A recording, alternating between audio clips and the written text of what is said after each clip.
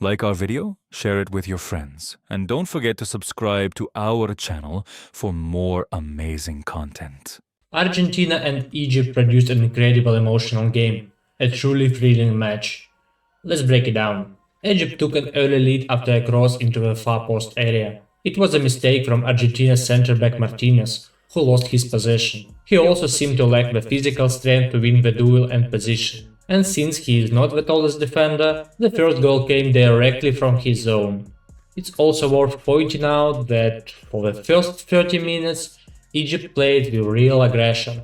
They pressed Argentina high, applied constant pressure, and frequently won the ball back in Argentina's half. Argentina simply could not build any rhythm during that period, making far too mistakes in possession. However, as the first half progressed, Egypt gradually dropped deeper to protect their lead. That made it much harder for Argentina to break them down. Initially, Egypt defended with a back five. Argentina's main issue was they constantly tried to overload the space between the lines, but the distance between Egypt's defensive and midfield lines was extremely compact, leaving almost no room to combine. That made the runs from Argentina fullback especially important. They constantly attacked the space behind the defense from wide positions. The problem was that the passes into those runs didn't come often enough. Argentina still prioritized quick combination through the middle, while Egypt's entire defensive focus was on closing down central areas. Even so, Argentina created a couple of first-half chances through diagonal switches followed by a low cross. At first, Egypt actually defended in a more of a mid-block, but Argentina lacked verticality through the center. As we can see here, McAllister could attack the space behind the defense with a huge gap between the fullback and the center-back. Instead, Argentina continued to prioritize either combinations through the middle or diagonal balls towards the fullback. Interestingly, those situations become more dangerous whenever Egypt defended in a mid-block. Here we see a cutback for Alvarez, but once again Egypt's goalkeeper produced an outstanding save. As the second half went on, Egypt dropped even deeper. More and more players retreated into the defensive block until it almost resembled a 6-3-1 formation. Despite that, Argentina kept searching for passing options between the lines, but nearly every passing lane was blocked. Then they tried to create quick combinations in the half spaces, forming triangles and looking for one-touch combinations. The problem was that there was almost no space to operate, and Egypt defended with a great discipline. At times, Messi had to drop extremely deep simply to get on the ball and influence the game. That sequence eventually led to the penalty. Messi dropped deeper, played a pass between the lines, and once again it's important to highlight the run from Argentina's left fullback, who attacked the space behind the defense and won the penalty. Messi's penalty wasn't well taken, but that only made the game even more exciting. Overall, the tactical picture barely changed. Argentina kept trying to attack through the middle, but with very little success. They also attempted more direct balls into the space behind Egypt's defense, which looks slightly more dangerous, although the passes still rarely reached their targets. Argentina's biggest problem against low blocks is that they don't really have natural wingers. Wingers and fullbacks cannot consistently provide enough dribbling threat. They usually choose to recycle possession back into the center. It's also worth mentioning that Argentinas didn't always look to play vertically whenever the opportunity was there. In this example, McAllister is already making a run into depth, but the pass never comes. Messi continued dropping deeper because it allowed him to receive the ball without immediate pressure and progress the ball himself. You can clearly see just how deeply Egypt defended. The center was completely closed off, making it almost impossible to move through central areas.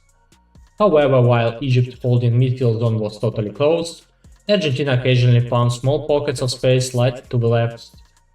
Even then, whenever a pass reached an Argentine player, Egypt immediately collapsed on him with aggressive pressure. The combinations shown here are exactly what Argentina struggled to produce throughout the entire match.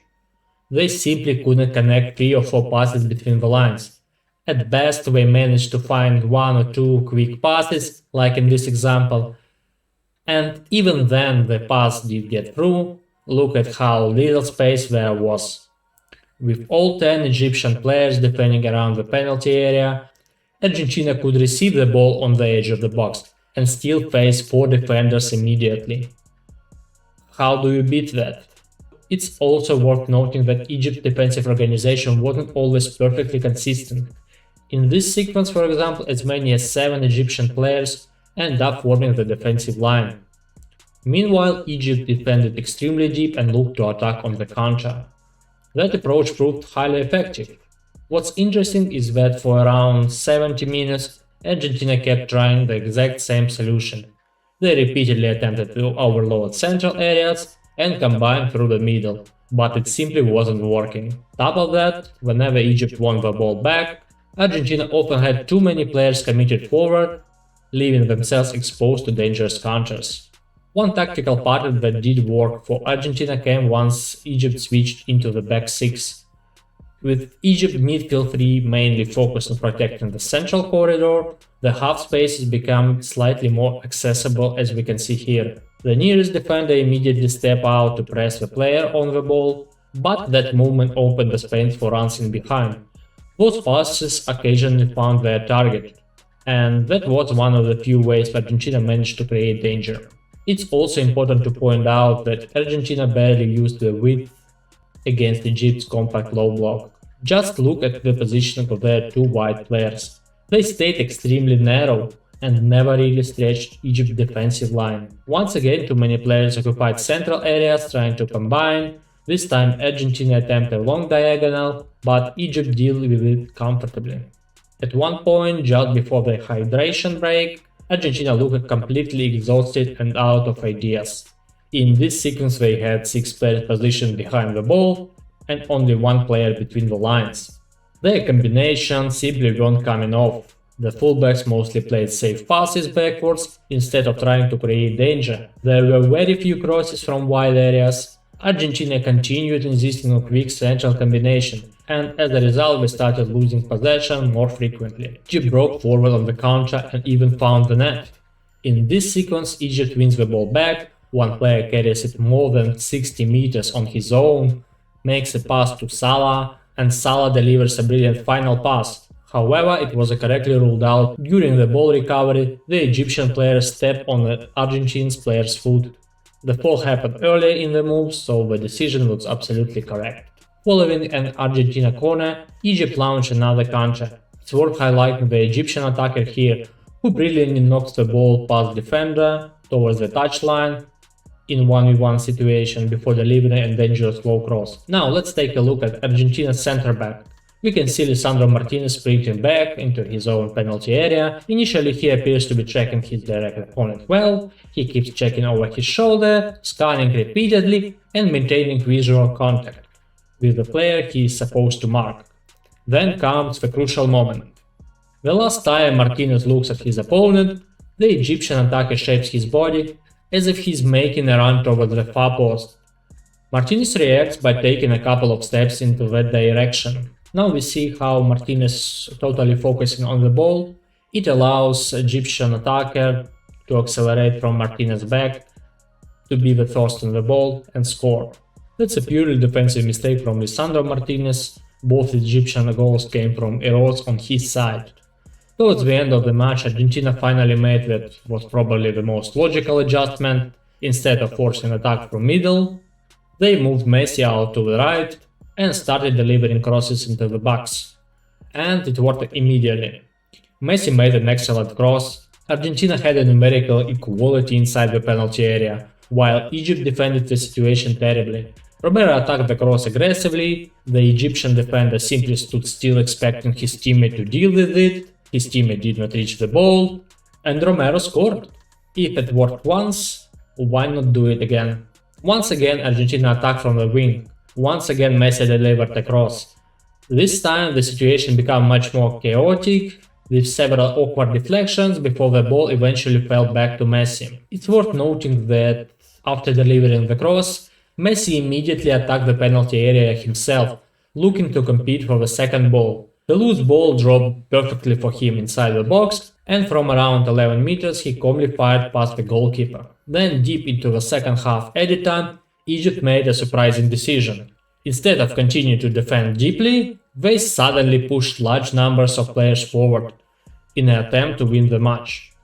It was probably the first time all game that they committed so many players into attack. They lost possession high up the pitch, leaving huge spaces behind their left fullback. Argentina immediately launched a 2v2 counter-attack, and once again Egypt defended the cross very poorly. This time it was Enzo Fernandez who finished the move and scored the winning goal. It was an absolutely phenomenal match from an emotional point of view. The way the game unfolded, Argentina's comeback, and their late tactical switch to attack with crosses. Argentina will now face Switzerland in the quarterfinals. I still think Argentina should go through. They showed fighting character, and that comeback should give them a real psychological boost. But do they look like a team capable of winning the World Cup again? I don't think so. Let me know your thoughts in the comments. Don't forget to like the video and subscribe to the channel for more tactical analysis from the World Cup.